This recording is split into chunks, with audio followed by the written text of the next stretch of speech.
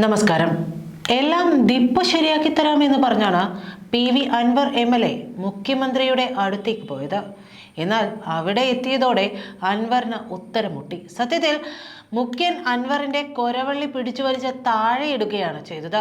കൂടുതൽ വേല ഇറക്കിയാൽ അന്നെ തൂഫാനാക്കും എന്ന് തന്നെ മുഖ്യൻ അൻവറിനോട് പറഞ്ഞു.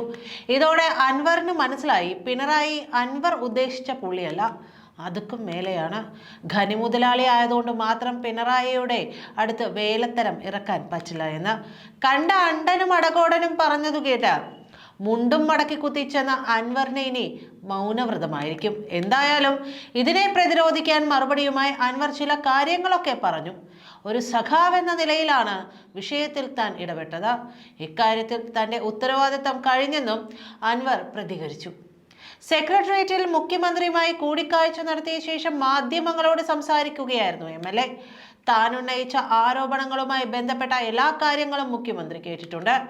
ആരോപണങ്ങൾ മുഖ്യമന്ത്രിക്ക് എഴുതി കൊടുത്തു.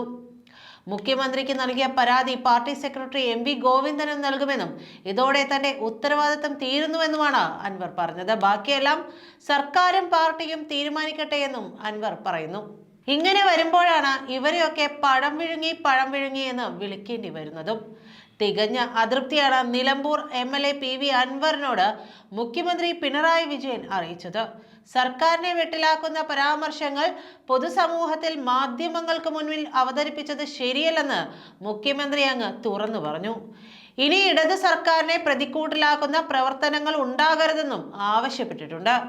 ഇപ്പോൾ ഉയർന്ന എല്ലാ ആരോപണങ്ങളും പരിശോധിക്കും, സത്യസന്ധമായ അന്വേഷണം നടത്തുമെന്നും അറിയിച്ചിട്ടുണ്ട്.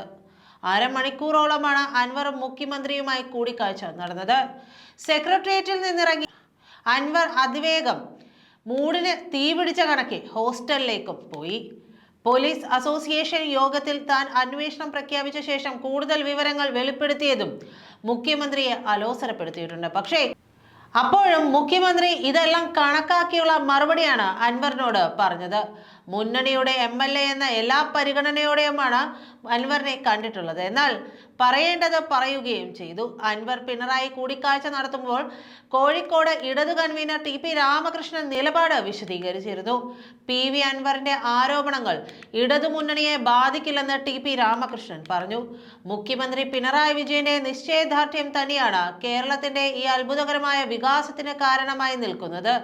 അതുകൊണ്ട് ഇത്തരം പ്രശ്നങ്ങൾ പറഞ്ഞതിന്റെ പേരിൽ LDFനെ ബാധിക്കില്ല എന്ന് മാത്രമല്ല, തെറ്റുകൾക്കെതിരെ കർശനമായ നിലപാടെടുത്ത് മുന്നണിയെ കൂടുതൽ കർശനമായി മുന്നോട്ട് കൊണ്ടുപോകാൻ സഹായകരമാകുമെന്നും TP രാമകൃഷ്ണൻ പറഞ്ഞിരുന്നു.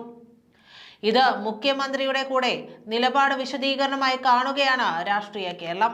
P ശശിയെ പറ്റി ഉയർന്നു വന്ന ആരോപണങ്ങളിൽ അതിലെ വിഷയങ്ങൾ വരട്ടെ, എല്ലാ വിഷയങ്ങളും നമുക്ക് മനസ്സിലാക്കാമല്ലോ.